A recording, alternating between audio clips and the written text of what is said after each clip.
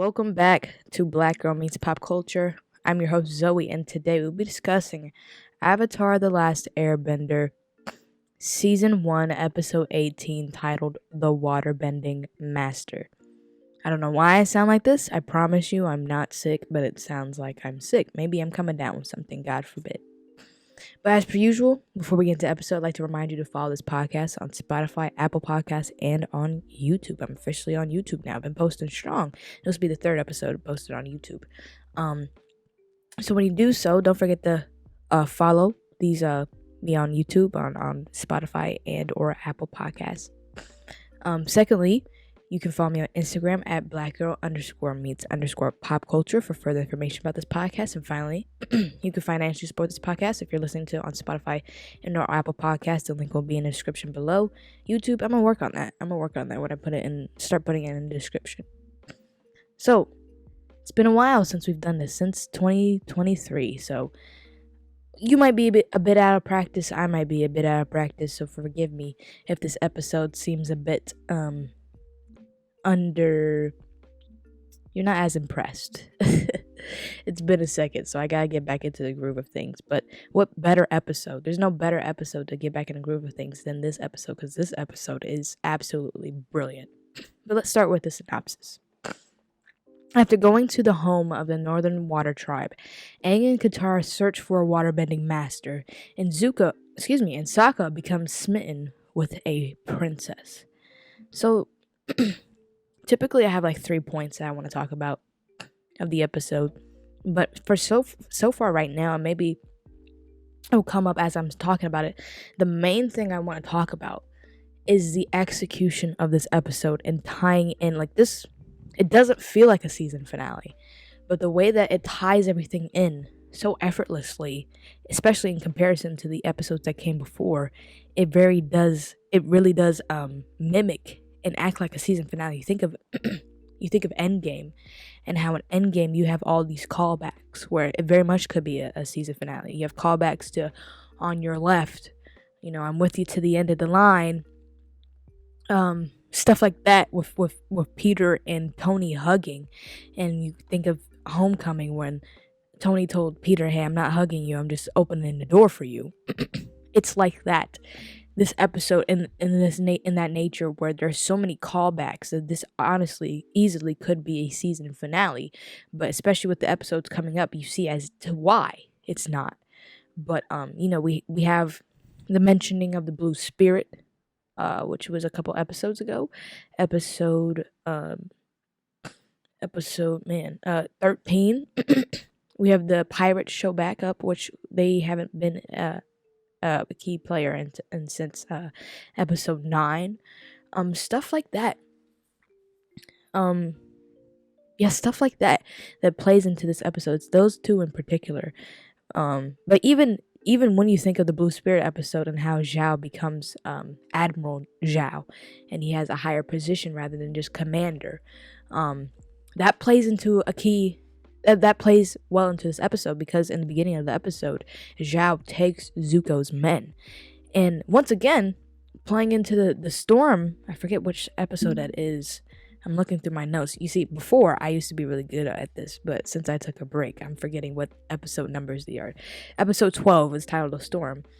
We see one dude from the storm, I forgot his name, or if he was even named, but he had a problem with Zuko. And in this episode, we see him playing this instrument while Iroh is singing one of my favorite songs, the Four Seasons songs, which the melody comes up pretty often throughout this episode, surprisingly enough.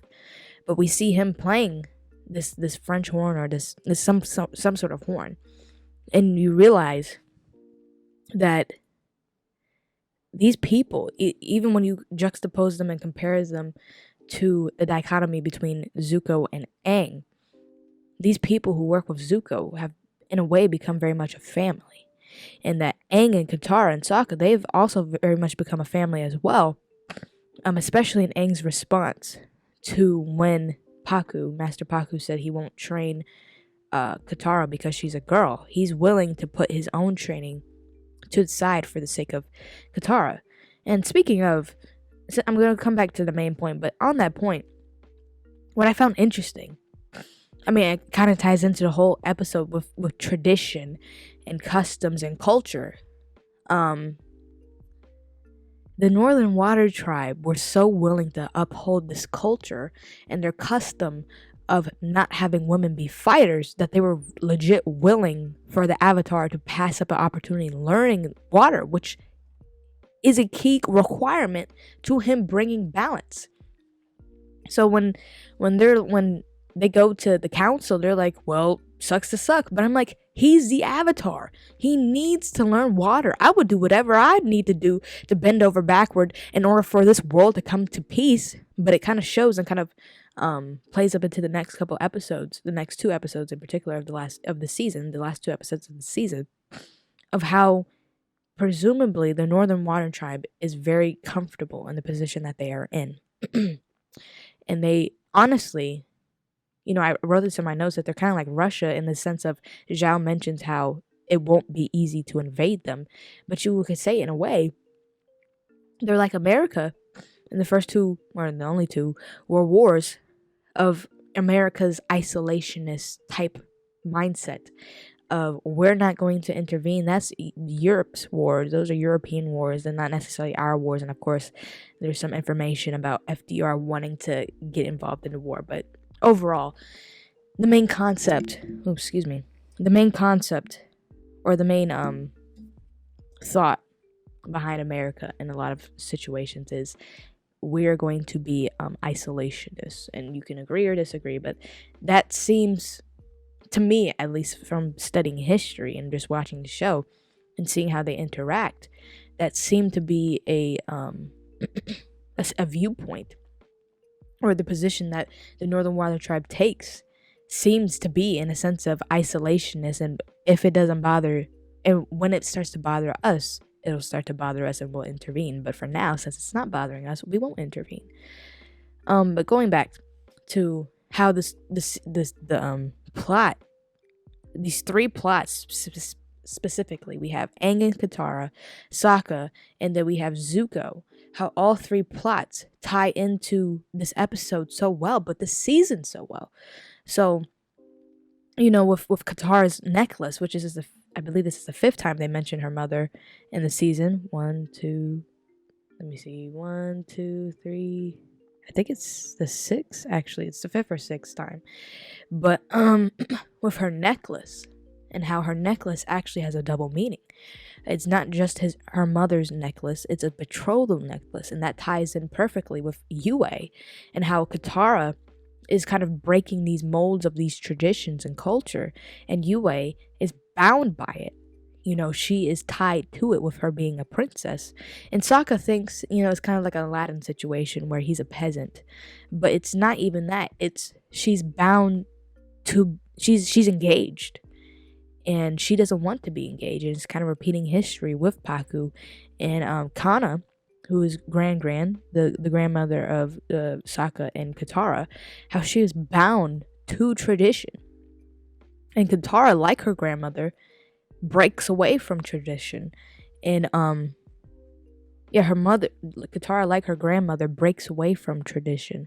But Yue doesn't have that same mentality that Katara has. Yue is more, I don't want to say submissive, but she's more like clay. She's easy to be molded into what is necessary, but that doesn't mean she necessarily likes it, while Katara will break the mold. She doesn't want to be molded. She wants water to mold to her will, not the other way around. So yeah, it's just crazy how this episode combines so many themes from the season. I mean, even you think of Zuko and Iroh, their connection in this episode, it culminates from, especially that episode, let's see which one is the water, is the Winter Solstice Part 1, when Zuko has the opportunity to go after Aang, but he saves his uncle first, or he instead prioritizes his uncle rather than getting Aang. It reminded me of like when Zuko presumably dies in this episode, of how Iroh actually is heartbroken. And I believe that he already knew that this was going to happen, that this was a ploy. But still, even just thinking, like, they have grown so much on this journey in these past 3 years, because Zuko's been exiled since he was 13, so now he's 16, for these past 3 years. But not even, we've seen how the relationship has progressed in this season, and how Zuko doesn't necessarily always like to listen to his uncle's advice, and he thinks his uncle is sometimes a hoot. But in the end, he loves his uncle, questionably even more than he loves his father, or he loves his uncle like he was his father, as if he's his father. So you see a lot of that, a lot of it in this episode just really just culminates together, and I really enjoy that. I mentioned the blue spirit. Zhao's paranoia of the blue spirit comes back in this episode as well. And what I really like, I love this show for its attention to detail. And I'm going to bring this up, hopefully I remember, with UA. You know, I'll say it right now. There is a moment when they're at this dinner, and Sokka has already seen Yue, and he thinks she's beautiful, and the two start to interact. And it's very, I guess for me, when I watched this when I was younger, I didn't necessarily realize it, but Yue doesn't mimic Sokka, but she has a similar shyness to herself when she's interacting with Sokka. She seems doubtful, she seems uncertain, and it shows that she likes him as well, because he's portraying these signs as well. And you can see that these feelings aren't one-sided, they're actually mutual, because she's actually being cautious of how she presents herself, the same way that Sokka, or in a similar way that Sokka is being cautious in presenting himself. So that's an example of paying attention to detail. Another example, before I go into blue spirit, because the blue spirit is more memorable to me, at least compared to these other things. When Paku has he puts this ice barrier around Katara, not even around, like, but preventing her from moving. And he finds, because Katara's necklace falls off in the midst of the fight. And when he sees the necklace and he picks it up, he's like, I carved this necklace for the woman I loved. And when he starts holding the necklace, and when he starts talking about Kana, the ice melts, which is a way of showing, not telling, that when he thinks of Kana, his heart softens for her, because he loves her. Or maybe he still does love her, but at least past tense, he loved her. And he further goes into that, and I guess that's a good transition to quote of the episode, but I'm gonna put that off for a bit. But I love these small, subtle attentions to detail. But what I was beginning this with was the blue spirit, and how Zhao sees the swords that the blue spirit had, and he picks them up, and Zuko's like, oh yeah, those are just decoration, I'm not really a swordsman. And you can see he doesn't believe him, because, or you have an inkling that especially with what he does with trying to have Zuko assassinated, but you can sense he doesn't believe him, because when he looks at the swords, they've been used, they've been doled out a bit. And I didn't notice that until I saw it this episode. I was like, oh, so I was like, because of course when I was younger, I'm like, okay, he just wants Zuko out of his way, but now he has a legit reason to get Zuko out of his way, is because he's a traitor. And then, oh, gosh, there's so much double speak, by the way, between Iroh and Zuko with Zhao. And this is an example of the double speak, of where he's like, yes, the blue spirit, he needs to be extinguished, he needs to be gone, because he's a traitor, or something. I forgot exactly what he says, but he says something along those lines of there being a traitor. And of course, we all know that Zuko's the blue spirit, so he's implying that it's Zuko, and he has so much more hardcore evidence, or he has more of a reason to get rid of Zuko, because he's putting two together that he's a blue spirit. But then later on, they're having a similar conversation, but between Iroh and Zhao, of who killed Zuko. And so Iroh's basically saying that it was intentional, like somebody tried to assassinate him. And he's like, we need to find out who this is. And Zhao's like, oh, you think someone assassinated him? There's like so much double speak between the two, because it's like, we know Iroh, excuse me, y'all. We know Iroh is playing Zhao, but does Zhao know that Iroh is playing him? I don't think so. But in the beginning, we knew that Zuko was the blue spirit, but does Zhao know that he's the blue spirit? So there's so much double speak going on where they're saying one thing, but it actually means another thing. And I really enjoy that about this show. And I think this is a good transition to talk about how this is a children's show, but they address adult topics. I mean, genocide is one, and like Aang is the only airbender, and there's no other airbenders popping back up. I believe I mentioned this before, of how Superman is the last son of Krypton, allegedly, when in actuality he's not. And it kind of demeans the title of the last son of Krypton, but with Aang, he truly is the last airbender. And that is because of genocide. So one example, yes, genocide. And they mentioned this in episode 3 with the Kyoshi warriors, with the warriors of Kyoshi. I'm sorry, episode 4. And with how, and this, once again, this goes back to how this show this episode in particular ties everything together so eloquently, because I actually forgot about this. When it comes to the discrimination towards women, or undermining women, or looking down upon women, looking at them with no equality compared to men, this is how we're being set up with Sokka, and how he looked at his sister and he would just call her a girl. She's just a girl. And now we see how that has, in a sense, his heart has softened towards that, especially with the Warriors of Kyoshi in episode 4, where he realizes, and the quote of the episode I had was when Suhi said, "I'm a warrior, but I'm a girl too." So that perfectly translates to this episode. But yes, the show deals with heavy topics, and specifically in this episode, the inequality that women face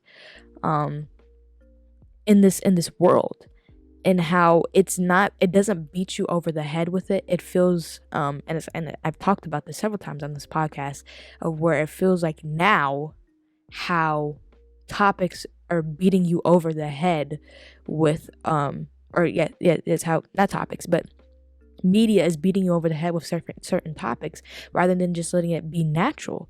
Like, when you think about the beginning of season 1, you can see why now these people have this perception, because Sokka had this perception. They're water tribe. Just because they're separated by the poles does not mean, or maybe in their separation, they still have these values. They still have these customs. And the thing is, the Southern Water Tribe is a lot more primitive than the Northern Water Tribe. So in their separation, maybe they still kept these values. It doesn't seem outlandish. It doesn't seem like, okay, now this is the episode where we talk about how women and men should be treated equally. It doesn't feel forced. It actually feels natural. And when you watch the show in context, it actually makes a lot of sense. And of course, later on, we have more characters, female characters in particular, who in a way are looked down at because they're women. I think if you've seen the show, you know who I'm talking about, who are looked down at because they're women, but not just because they're a woman, but because of their height, their age, their appearance, their ability / lack thereof of having a disability. And I mentioned this the last episode because I have this in my notes, with talking about Teo and his father and how they have disabilities, but it's not highlighted. It's like, this is just what happens in this world. And I feel like, and I've talked about this with with Falcon and Winter Soldier, how in this world, I think the last thing you're worried about, and this goes back to the isolationist standpoint with the Northern Water Tribe, and how they truly prioritize their customs over the sake of humanity. But in this world, you could argue that we will want to put our differences aside for the sake, and this happens later on in the show, but put our differences aside for the sake of humanity, as we are being overrun by the Fire Nation. But yeah, we could talk more about like culture and customs, because I I think this show, once again, it's a show targeted towards children, but it addresses a something that's, I mean, it shows that this show is very timeless, because this is a topic that has been coming up a lot recently within, at least, the United States. Y'all, if you hear somebody in the background, it's my mom's birthday. My grandma's singing, so I can't control that. But okay, this is distracting. Anyway, but something that is discussed a lot is culture, and how do we define culture? Do white people have culture? We hear about black culture, but do white people have culture? And time and time again, I've heard people say that white people don't have culture. I'm not white, so I would love to hear people's opinions on that, but it kind of shows how it brings up the question of culture. Like, how do we define culture? Should culture be prioritized? Should tradition be prioritized? Is tradition a part of culture? It brings up a lot of these questions that I've been recently, as a student, I've been asking myself, and this appears, and please don't think I'm trying to be political, but this does appear in politics. But I just thought that this was very interesting, that once again, this children's show is bringing up very deep topics. Yeah. So I think that's no better way to transition over to the quote of the episode, which kind of ties into that. With the quote of the episode I chose comes from Katara, and she's speaking to Paku about he's holding the necklace, and she says, Gran wouldn't let your stupid tribes I'm sorry, I think I misquoted it. I think it's Gran wouldn't let your tribe's stupid customs run her life. That's why she left. It must have taken a lot of courage. Yeah, man, this quote is very deep. Like, at first I couldn't really find a quote of the episode, but when I look back at this, it's very deep, especially in the context of this episode and of the season. You think of Gran of all people, like, she's not a very she's not a main character. She's not necessarily important, you would argue, of all the characters that we've ran into so far. So the fact that it comes full circle, and she actually does have a significant role, and later on there are more mentions of Gran, of Kana, surprisingly. So yeah, and it must have taken a lot of courage. I feel like, for me right now, this kind of, I won't go into too much personal detail, but this does run true, where you have to sometimes break the mold, and sometimes you have to make decisions that are not pleasing to other people. And the thing is, I saw a clip from Medea, a Medea movie, where she was talking to one person. She said, "Baby, people are going to talk about you your whole life. It's not what you're called. It's what you answer to." And I feel like that runs true for this situation, and I feel like this quote impacted me, because it impacted me so much, because it's a reflection of what's going on in my life right now, where you have to make decisions for you, and people aren't necessarily going to understand. People aren't necessarily going to like them, but it's your life. And Katara just, that just spoke to me. So with such hype, there's so many things that happen in this episode that I didn't really necessarily mention, but when I talk about these episodes, I just talk about I could talk about the fight. The fight between Katara and Paku was fire. I love that fight. It shows the development that Katara has made, and it shows that Katara is a better waterbender than Aang, which makes sense as to later on what happens later on. But of course, I don't want to jump ahead. But yeah, there's a lot more things I could talk about this episode, but I think I'm gonna cap it off right there. I gave this episode a 5 out of 5. Yeah, I rated it higher than the Jet episode, I believe. Yeah, I rated it higher than Jet, because since I haven't watched these episodes in a second, I wanted to preference and use what I rated other episodes. And I've done that before. But I'm like, man, like, there was just something about this episode. I had to put it on the same level of The Deserter. You feel me? I had to put it on the same level of other episodes. Let me see. How many episodes have I given a 5 out of 5? Let's see. I have given... Let's do this together, y'all. How many episodes have I given a 5 out of 5 so far? And I want to do like a little review of all the episodes. Like rate them sometime in the future. But yeah, I've only given one other episode a 5 out of 5, and that is the Deserter. Actually, I might have given episode 1 or 2. I don't remember. I don't have those on here, but this episode is one of the best, and it's crazy because these next 2 episodes are questionably 5 out of 5 material. But hey, that's all I have for you guys today. If you enjoyed this episode, which I'm sure you did, share with someone you think will like it, even some you think won't like it. And I will be back actually Friday talking about season 2, episode 1 of Loki. But until then, peace.